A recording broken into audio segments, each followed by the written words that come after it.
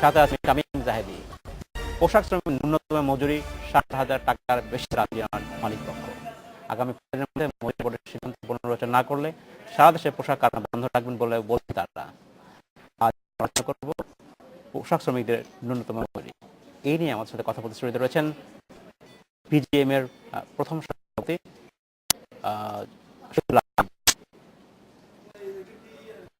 এবং বিজিএম এর সহসভাপতি মোহাম্মদ হাতেম।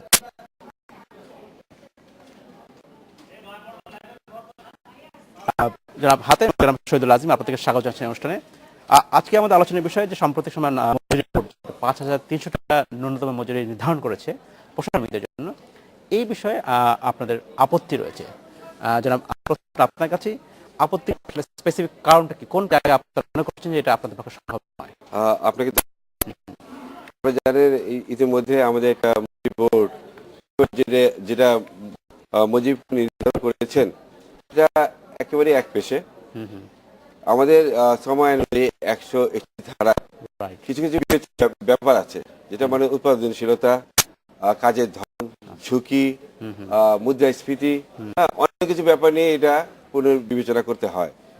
কিন্তু আমাদের প্রতিনিধি ছিলেন, ওনারা আমাদের পক্ষে থেকে সই করেনি। এই জন্য করেননি, ব্যাপারটা হলো আমি আমার বাসায় আমার কেয়ারটেকার আছে, আমার ড্রাইভার আছে, আমার মালিক আছে, আমি কারে কত বেতন দিব? যে পাশের বাড়ি থেকে আমাকে প্রেসক্রিপশন দিয়ে বলে দেয় তুমি এটা দিবা, নিজেরা প্রতিপালন করবে না, তাহলে কিন্তু সেটা কিন্তু ঠিক না। জনাব আজিম, ধন্যবাদ। আমরা চলে যাব নির্বাচন কমিশনে। সেখানে প্রধান নির্বাচন কমিশনার কারিমুদ্দিন আহমেদ আগামী নির্বাচন ব্রিফ করছেন। আমরা চলে যাচ্ছি নির্বাচন কমিশনে। বিভিন্ন সিদ্ধান্ত এবং ডেভেলপমেন্ট আছে, এই অবস্থায় নির্বাচন কমিশন চিন্তা ভাবনা করছে। আপনার কি সমঝোতা? অপেক্ষা তো শেষ মুহূর্তে যদি কোনো সিদ্ধান্ত হয়, সকলেই একটা শান্তিপূর্ণ সুষ্ঠু নির্বাচন চান এবং সেটার জন্য আমরা শেষ মুহূর্তেও যদি কোনো ভালো সিদ্ধান্ত হয় আমরা এটাকে ওয়েলকাম করি এবং এটাকে আমরা অ্যাকোমোডেট করার চেষ্টা করি।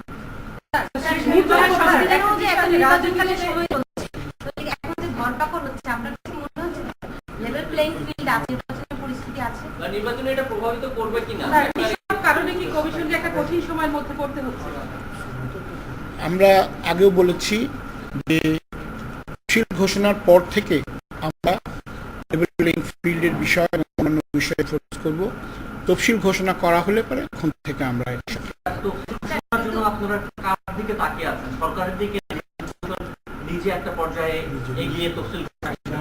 না, নির্বাচন কমিশনই সবসময় থেকে থাকা, এটা কারোর দিকে তাকিয়ে থাকার কিছু নাই, এটা আইন মোতাবেক হবে এবং এটা একটা কাট অফ ডেটও আছে, এটা আমি আগেও বলেছি আপনাদেরকে। সেই মোতাবেক আমরা করছি, তার জন্য সময় আছে। আমরা আশা করছি যে সেই সময়ের মধ্যে একটা সলিউশন হয়ে যাবে, হলে ভালো। কাট অফ ডেট তো আগেও বলছি, এটা কোনো ফিজিক্যাল কাট অফ ডেট না, বারবারই বলছি। আমরা 45 দিন প্লাস মাইনাস 2-4 দিন রেখে আমরা এটা করি এবং শেষ থেকে কিছুদিন সময় আমরা সেফ সাইডে থাকার জন্য রাখি। কাজে সেই মোতাবেক করেন, আগে দিয়ে বলে দিন তো হবে না, এটা ঘোষণা আমরা সঠিক করে ঘোষণার পর নির্বাচনকালীন সংবিধান অনুযায়ী তো 90 দিন যায়, তার মধ্যে হিসেবে আমরা অলরেডি পড়ে যাচ্ছি। সংবিধান অনুসারে 90 দিনের মধ্যে নির্বাচন করতে, 90 দিনের মধ্যে আমরা নির্বাচন করার জন্য প্রস্তুতি নিয়ে রেখেছি। প্রস্তুতি চলছে আরো। আপনারা জানেন যে 2-1 দিন আগে আমাদের বিদেশ থেকেও ব্যালট বক্স এসছে, সিলগুলো আসছে,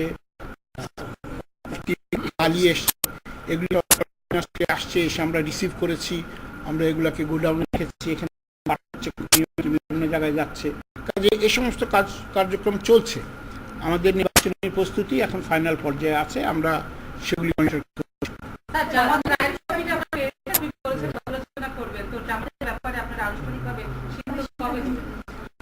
রায়ের কপি আমরা পেয়েছি, এই রায়ে অলরেডি হাইকোর্ট থেকে সিদ্ধান্ত আছে অপারেটিভ প্রদানের জন্য।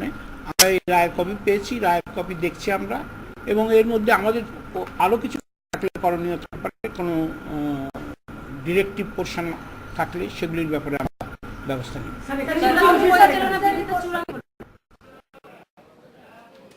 আমরা এতক্ষণ ছিলাম নির্বাচন কমিশন, প্রধান নির্বাচন কমিশন কাজী রকিবুল আহমেদ ব্রিফ করছিলেন সবাইদের নির্বাচনের আচরণবিধি এবং নির্বাচন পরিচালনা বিধি নিয়ে আলোচনার জন্য। আমরা এখন চলে যাচ্ছি মূল আলোচনায়। জনাব শহীদুল আজিম, আপনার সাথে কথা বলছিলাম, আলোচনা যাওয়ার আগে আপনি বলছিলেন যে বিষয়গুলো আপত্তি রয়েছে ন্যূনতম মজুরি বোর্ড যেটা সে বিষয়ে আপনি বলতেন। যেটা বলছিলাম, যেটা প্যারামিটার, যেটা আপনাকে পুরো যে নির্ধারণ করতে হবে, একটা স্ট্যান্ডার্ড করতে হবে। আমাদের পার্শ্ববর্তী ভিয়েতনাম, ক্যাম্বোডিয়া, থাইল্যান্ড, ওখানে ভ্রমণ করছেন, ওনারা আমার মনে হয় প্যারামিটার ধরেছেন ওগুলো দেশের, কিন্তু সেগুলো দেশের সক্ষমতা আমাদের সক্ষমতা কি এক?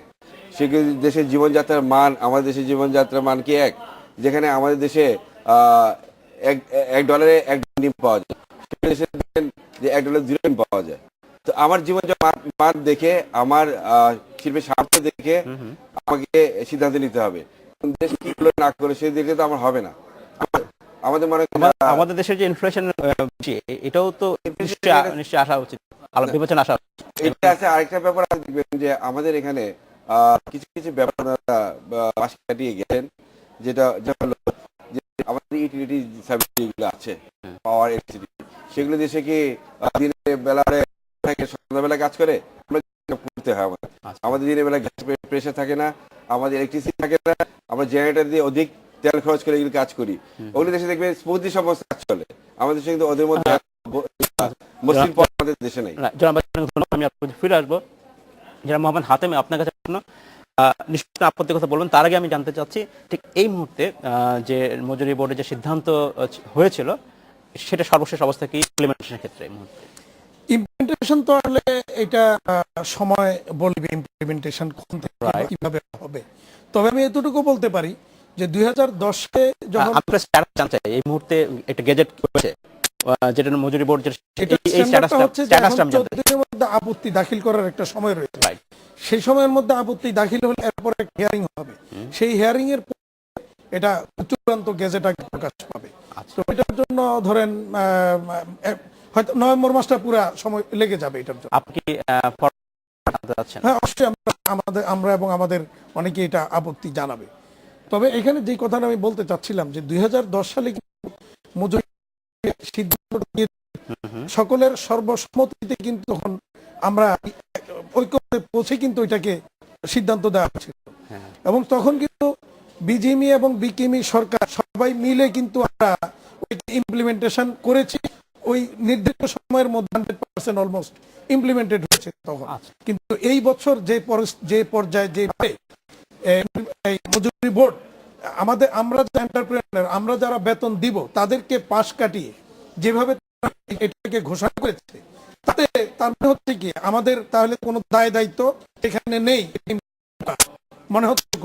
ব্যাপারটা হচ্ছে বেতন দিব আমরা আমাদের আমাদের আমাদের আমাদের আলোচনাকে বা আমাদের যে বক্তব্যকে পাশ কাটিয়ে, যেটা আজিম ভাই যেটা বলতেছিলেন যে 8টা প্যারামিটারকে বিবেচনায় নিয়ে কিন্তু এইটা নির্ধারণ করতে হবে। কিন্তু মজুরি বোর্ড তারা প্রতিনিধিত্ব করছে সরকারকে, এবং সরকার বাংলাদেশে যারা সেখানে শ্রমিকদের নিম্নতম মজুরি নির্ধারণ করা সরকারের দায়িত্ব, সেই কাজটি করেছে। এবং সেখানে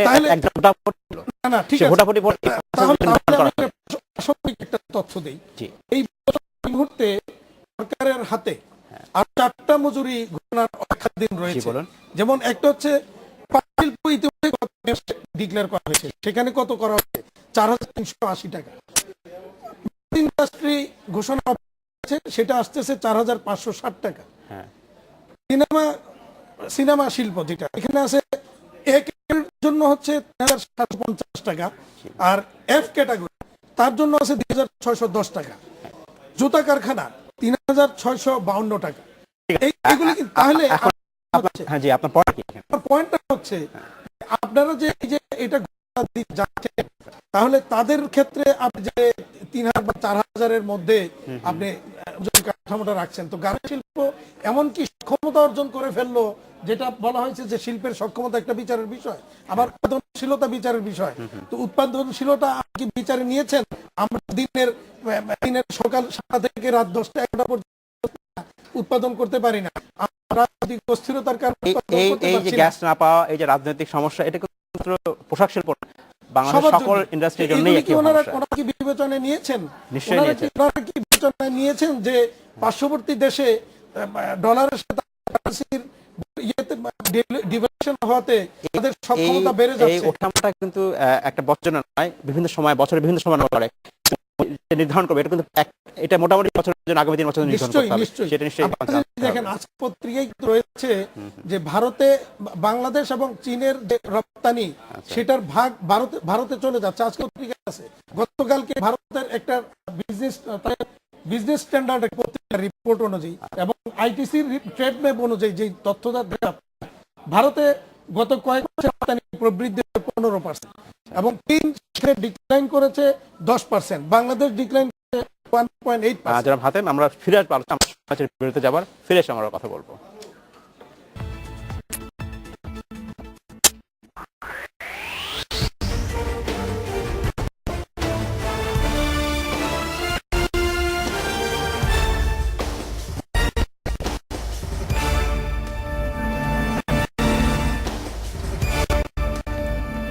স্বাগত আরেকবার খাতুনগঞ্জ থেকে মতো ছেলে। আজ আমরা কথা বলছি পোশাক শ্রমিকদের ন্যূনতম মজুরি নিয়ে। এই নিয়ে আমাদের সাথে কথা বলতে স্টুডিওতে রয়েছেন বিজিএম এর প্রথম সভাপতি শহীদুল আজিম এবং বিকেএম এর প্রথম সহসভাপতি মোহাম্মদ হাতেম। জনাব হাতেম এবং জনাব আজিম, আপনাদেরকে স্বাগত জানাচ্ছি আরেকবার। জনাব হাতেম, আমরা বিরতিতে যাবার আগে কথা বলছিলাম, আপনি বলছিলেন যে কারণগুলো আপনি দেখা করবেন যে কেন এই ন্যূনতম হওয়া উচিত। এখানে আমি যেটা বলতেছিলাম, দেখেন শিল্পের সক্ষমতাটা বিবেচনায় নেওয়া উচিত। যে আমরা কতটুকু উৎপাদন ক্ষমতা আমাদের আছে, কি প্রতিবন্ধকতা আমাদের রয়েছে, প্রতিবন্ধকতা ওভারকাম করে আমরা কতটুকু সক্ষম, এই বিষয়গুলো কিন্তু আমাদের বিবেচনায় নেওয়া উচিত। তারপরে নেওয়া উচিত আপনার মূল্যস্ফীতি, ইনফ্লেশন কি কত পার্সেন্ট হয়েছে। আপনি দেখেন, যদি আমরা 2010 সালে যে মজুরি ঘোষণা করা হয়েছিল, এরপরে 2013 সালে এসে কি চালের দাম বেড়েছে? বাড়ে না, কিন্তু কমেছে। বা আনুষঙ্গিক অন্যান্য দ্রব্যমূল্য যদি আমরা পারিনি, মতো ছিল, সেখান থেকে কিন্তু এখন কমেছে, 10-এর কিন্তু কমেছে। তো সুতরাং অন্যান্য দ্রব্যের মধ্যেও কিন্তু ওই পরিমাণে যে ইনফ্লেশন যেটা আছে, টোটাল ইনফ্লেশন যদি বলেন 21%, 21% সরি, সেই 21% যদি হয়, তাহলে আমাদের এই 76% যে বাড়লো, কি হিসাবে বাড়লো, এটা একটা প্রশ্ন। 2 নম্বর প্রশ্ন, আমি ফুড ইনফ্লেশন যখন চাল বলেন, চালের বাইরে সবকিছু মিলে ওইটাই বললাম, সবকিছু কিন্তু ইনফ্লেশন কিন্তু 20%, তাহলে 76% কেন, কি হিসাবে এটাকে কনসিডারেশনে নেওয়া হলো? 2010 সাল থেকে 2013 3 বছর এমন কোনো কিছু ঘটে নাই যে 76% বাড়তে হবে। আর দ্বিতীয়ত হলো, যদিও আইনে রয়েছে 5 বছর পরে গিয়ে বিবেচনায় নেওয়া, বাট তারপরে 3-2.5 বছরের মাথায় পুনর্বিবেচনা যেটা করার সিদ্ধান্ত নিয়েছে, আমরা এটাকে স্বাগত জানিয়েছি। কিন্তু তার মানে এই নয় যে স্বাগত করে জানিয়েছি বাড়িয়ে দিতে হবে আমাদেরকে পাশ কাটিয়ে।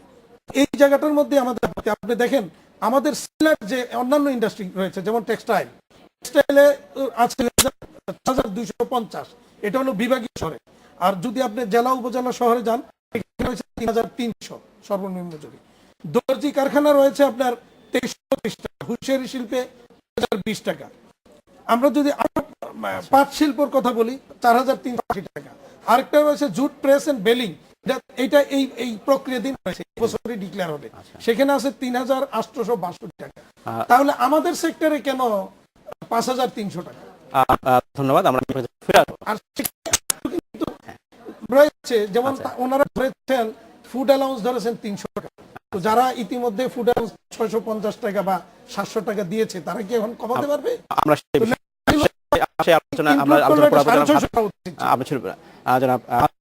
প্রশ্ন শিল্পের ক্ষমতার কথা বলছি, এটা কিভাবে বাড়াতে হবে আপনারা কথা বলবেন। আমি যেটা জানতে চাই, যখন এটা ফাইনালি আপনাদের আপত্তির পরেও যখন ওয়েজ সিদ্ধান্ত নেবে, এমন ধরে নিচ্ছে 5300 টাকায় এটা কার্যকর করবে ফাইনালি করবে, তখন কি আপনি বলবেন যে একদিনে হরতাল করবেন, এই জাতীয় কিছু করবেন? এটা অ্যাকচুয়ালি ব্যাপার না, ব্যাপারটা হলো কি বাস্তবতা। যে একটা ফ্যাক্টরি যে 1 কোটি টাকা, একটা ফ্যাক্টরি 1 কোটি টাকা মাসে বেতন আসতো, তাকে স্টেডিয়ামে 1.76 লক্ষ টাকা দিতে হবে, সে কোথেকে? এটা কিন্তু দেওয়া হয়নি, যে এটা বলা হচ্ছে যে এই মার্কেট ইমপ্লিমেন্ট করতে হবে। আমাদের এই ব্যবসাটা কি মার্কেটিং করে পরবর্তী 6 মাসের মার্কেটিংটা আমরা এখন থেকে শুরু করি। আচ্ছা, তো আমাদের প্রাইসটা বাড়াতে হবে, এই অ্যাডজাস্টমেন্টটা কিন্তু প্রাইস থেকে আসতে হবে। হ্যাঁ, আমরা কিন্তু শ্রম বেচি না, আমরা উৎপাদনের পণ্য বেচি। তো শ্রমের সঙ্গে সঙ্গে আমাদের আপনি যে কথা বলেন আমাদের দক্ষতা বাড়াতে হবে। দক্ষতা বাড়াতে হলে আমাদের বিভিন্ন দেশে যে আমাদের ইঞ্জিনিয়ারিং ইন্ডাস্ট্রিয়াল ইঞ্জিনিয়ারিং আছে সেসব করতে হবে। আর আমাদেরকে নীতিগত সাপোর্টও দিতে হবে। আমাকে জোর করে একটা জিনিস ধরে দিলাম তুমি সাঁতরাও, সে তারা তো হবে না। আমাকে দেখতে হবে ফ্যাক্টরি আমাদের যারা মালিক যারা আছে ওরা কিন্তু হতাশ, ওরা চিন্তা করছে সেফ এক্সিট খুঁজছে ওরা, যে আমরা পাবো না, আমরা 1 মাস আমি লস করবো, 2 মাস লস, 7 মাস লস করতে পারবো না। এরা আমাদের চেয়ে দিতে আসছে, ব্যবসা করতে আসছে, ওকে আমি ব্যবসায় লাভ না হয় সময় সময় থাকতে হবে, আমি পকেট থেকে কত পয়সা করবো। তো ওনার থেকে এখন আমার সেফ এক্সিট দরকার, একটা হওয়া দরকার যে মালিকরা হয়তো 1 মাসের বেতন দিয়ে চলে যাবে। আমার চিন্তা ভাবনা কিন্তু এখানে চলে এসছে, চাপিয়ে দেওয়া জিনিস কিন্তু ঠিক হয়। আমি একটু সাপ্লিমেন্ট করি। আপনি দেখেন আমাদের টোটাল ইন্ডাস্ট্রির 60-70% হচ্ছে ক্ষুদ্র মাঝারি শিল্প। বিবেচনায় নিতে হবে কিন্তু আজকে যদি আপনি বড় বড় কয়েকটা ইন্ডাস্ট্রিকে বিবেচনায় নিয়ে বলেন যে তারা সক্ষম, আমরা 5 দিন আগে একটা শীর্ষ টেলিভিশনে উনি বলছিলেন 12,000 টাকা নাকি আমাদের পক্ষে দেওয়া সম্ভব। তো ওনারা যারা এরকম সম্ভব মনে করেন, আমরা অনুরোধ করবো যে ওনারা এই ধরনের দায়িত্ব নিয়ে ওনারা আমাদেরকে একটু শিখাক, দেখাক, আমরা ওনাদেরকে দেখে আমরা আশা করব সেই ধরনের আলোচনা বলতে চাচ্ছিলাম যে সক্ষমতাটা ওই যে আমাদের যে 60 থেকে 70% ফ্যাক্টরি যারা ক্ষুদ্র মাঝারি শিল্প তাদের বিবেচনা নিয়ে এটা কি নির্ধারণ করতে হবে। আপনি বড় আকারের যে কয়টা ফ্যাক্টরি আছে তাদের পক্ষে হয়তো সম্ভব 5,000 টাকা। আপনি যদি আরেকটু বলেন আন্তর্জাতিক বাজারে যেখানে ফ্যাসিলিটি দিয়ে দিয়েছে, ইন্ডিয়া হয়তো কিউতে আছে দিয়ে দিবে। এটা কি ইউএসপি কথা বলছেন? দিয়েছে দেশগুলোর যে ওদের আছে সেগুলো আমাদের দেখতে হবে। ইন্ডিয়া যেমন রুপির জন্য 40 টাকা রুপি এখন পাচ্ছে 69 টাকা ডলারের পরিবর্তে। আর পাকিস্তান ইন্ডিয়ার হ্যাঁ জিএসপি দিয়ে দেয়, আমরা যেটা $5 মানে ওটা দিতে $60। এখন আমরা $5 দিব, ওরা দিবে $5.25। আমাদের দেশে এই আমাদের বিভিন্ন এগুলোর পক্ষে আমাদের বাইরে কিন্তু আমাদের দেশে কিন্তু আসবে না, তখন নেক্সট পাকিস্তান নিয়ে চলে যাবে। এই সক্ষমতা কিন্তু বাজারে আমাদের হবে। আপনারা যারা ইন্টারন্যাশনাল বায়ার আছেন তাদের সাথে বসে আলোচনা করবেন। জনাব আজিম আপনাকে ধন্যবাদ, জনাব হাতেম আপনাকে ধন্যবাদ। আজকে আমাদের শেষ করতে হচ্ছে, নিশ্চয়ই আপনার সাথে আমাদের আবারও কথা হবে। এই ছিল আজকের মধ্যে আমাদের সাথেই থাকবেন।